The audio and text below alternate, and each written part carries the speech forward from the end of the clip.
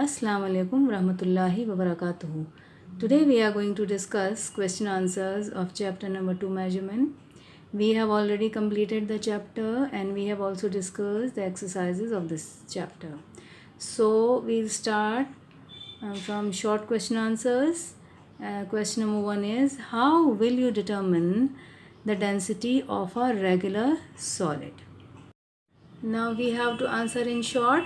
We have already discussed in the beginning of the chapter how to measure the density of a regular solid. So to know the density of a regular solid, first we have to measure the mass of a regular solid, and the mass of a regular solid is measured by a beam balance. Then we have to measure the volume. The volume is measured by using the formula. Mass is measured by a beam balance and volume is measured by using the formula, and thus we can find out the density of a regular solid. Now next question is, why is water less dense as a solid than as a liquid? So we have to tell why is water less dense as a solid than as a liquid. Now children, as we know that in the solid state, a substance is more dense, the density is maximum. A substance is highly dense in solid state, but here in case of water, the case is different here. Water is less dense as a solid than as a liquid. What is the reason? The reason is that its particles move apart slightly on freezing. As it freezes, its particles move apart. They do not come close, they move apart on freezing. They move apart slightly on freezing.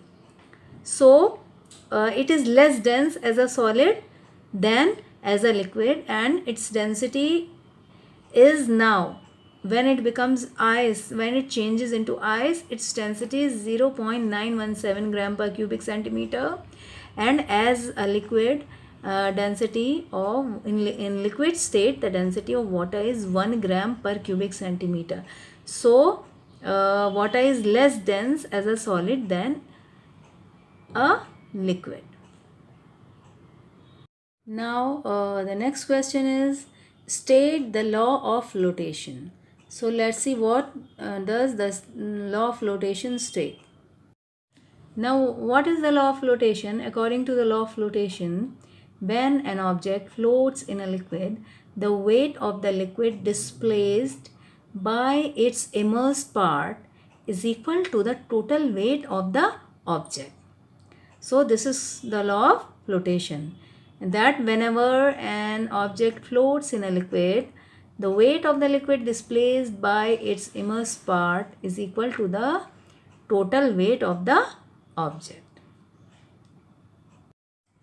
Now long question answers.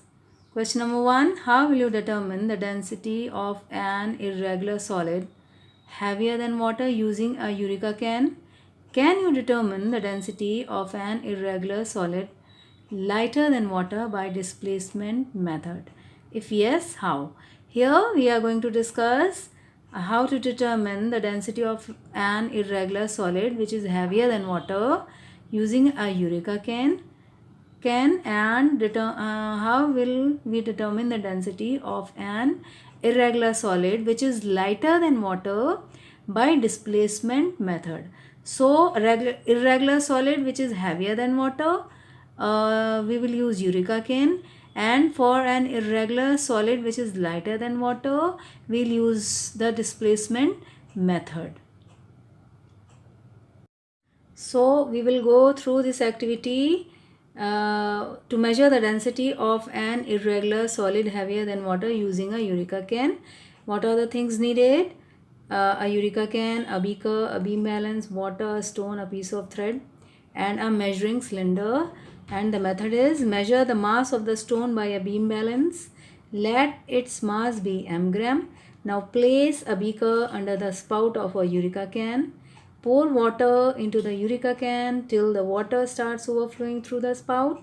When the water has stopped dripping, remove the beaker Empty the beaker, dry it and place it again under the spout. Now tie the stone with the thread and immerse it into the Eureka can. Water displaced by the stone overflows through the spout and collects in the empty beaker. When the stone is fully immersed in water and the water stops dripping, remove the beaker. Pour the collected water from the beaker to a measuring cylinder. Then note down the reading of lower meniscus of measuring cylinder. Let it be VML. Now observation. Volume of water in measuring cylinder equals to VML. Volume of water displaced by the stone equals to volume of the stone. VML equals to V cubic centimeter. Since 1 ml equals to 1 cubic centimeter, hence volume of the stone is V cubic centimeter. Now calculation. Density of stone D equals to mass of the stone upon volume of the stone. D equals to m upon V gram per cubic centimeter. And now what is the conclusion? The density of an irregular solid can be measured by measuring its mass and volume using a Eureka can. So this was all about how to measure the density of an irregular solid which is heavier than water using a Eureka can. And you have to draw this figure also. Along with the answer, you have to draw this figure also. Next part of this question is also measure the density of an irregular solid which is lighter than water by displacement method. So for that we are using cork here. It is lighter than water. First we have to measure the mass m of the cork by using a physical balance. Then because it is lighter than water, we cannot be able to immerse it in water, so we have to tie a heavy object like stone to it. So here we have to tie a stone to it. So first we will find out the volume of this stone, repeating the same steps from step 2 to 8. Place a beaker under the spout of a Eureka can. Pour water into the Eureka can till the water starts overflowing through the spout. When the water has stopped dripping, remove the beaker, empty the beaker, dry it and place it again under the spout. Now tie the stone with a thread and immerse it into the Eureka can. Water displaced by the stone overflows through the spout and collects in the empty beaker. When the stone is fully immersed in water and the water stops dripping, remove the beaker. Pour the collected water from the beaker to a measuring cylinder. Then note down the reading of lower meniscus of measuring cylinder. Let it be VML. This VML equals to the volume of the stone. So we will find out the volume of the stone first. Now we have first measured the mass of the cork using a physical balance, that is m. Then we have found out the volume of the stone. Repeating these steps. Then now we tie the cork along with the stone and gently immerse the stone in water, and it is shown in this figure. You have to draw this figure also. So as we know, cork is lighter than water and floats in water, so it is tied to a heavy object like stone in order to immerse it in water. And now when the cork is completely immersed, note the final reading of the water level as V1 ml. This is the water level when the cork has completely immersed in water. Now density can be calculated as volume of cork equals to volume of water displaced, now which is equal to V1 minus V ml. So density of the cork is D equals to mass of cork upon volume of cork. D equals to m upon V1 minus V. Here V1 is the level of water, final reading, and V volume of the stone has been subtracted, which will give the volume of the cork. This is how we will calculate the density of an irregular solid which is lighter than water. Now the next question is, the density of a substance is maximum in its solid state, intermediate in its liquid state, and minimum in its gaseous state. Explain. So this we all have already discussed while explaining the lesson, that in solids the molecules are very tightly packed and intermolecular space is negligible, so density of a substance is maximum in its solid state and intermediate in liquid state, as molecules are less closely packed and intermolecular space is more than solid, and minimum in gaseous state because in the molecules in gaseous state they are very loosely packed and large intermolecular spaces are there and intermolecular force of attraction is negligible, so density in gaseous state is minimum. So as we know that intermolecular spaces are very small in solids, the molecules of solids are very closely packed, while in liquids the intermolecular spaces are more than solids, that is the molecules of liquids are loosely packed as compared to solids, and in gases the intermolecular spaces are much greater than solids and liquids, that is the molecules of gases are very loosely packed, or we can say that they are free to move in any direction and occupy all the available space. Therefore we can say that a substance is highly dense in solid state, less dense in liquid state, and least dense in gaseous state. Thus the density of a substance in its solid state is maximum, intermediate in its liquid state, and minimum in its gaseous state. Now let's come to question number 3. Which two forces act on the object when it is immersed in a liquid? How does their magnitude determine that the object will float or sink in the liquid? So what are the two forces which act on the liquid when it is immersed in a liquid, and how does the magnitude determine that the object will float or sink in the liquid? So when an object is immersed in a liquid, the following two forces act on it. First is buoyant force by the liquid in vertically upward direction, Fb. This force has a tendency to move the object up.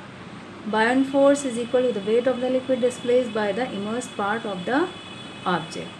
Number second force is weight of the object in vertically downward direction, W. This force has a tendency to sink the object. Now second part of this question is, how does their magnitude determine that the object will float or sink in the liquid? So there are three cases. In case number 1, when the weight of the object W is greater than the buoyant force Fb, that is F is greater than Fb, the object will sink in the liquid. This happens when the density of the object is greater than the density of the liquid. Now second case, when the weight of the object W is less than the buoyant force Fb, that is Fb is greater than W, the object will float partially above the surface of the liquid. This happens when the density of the object is less than the density of the liquid. And third case is when the weight of the object W is equal to the buoyant force Fb, that is Fb equals to W. The object will float in the liquid just below the surface of the liquid, and this happens when the density of the object is equal to the density of the liquid. Next question, give reasons for the following. A, is icebergs floating in seawater are dangerous for ships? What is the reason behind that? Now we know that icebergs float in seawater, though they are huge masses, but their density is less than the density of seawater. The density of ice is 0.917 gram per cubic centimeter, and it is less than the density of water, which is 1 gram per cubic centimeter. So icebergs float in water with 1/12 of their volume above the surface of water and 11/12 of their volume under the water. So they cannot be easily seen.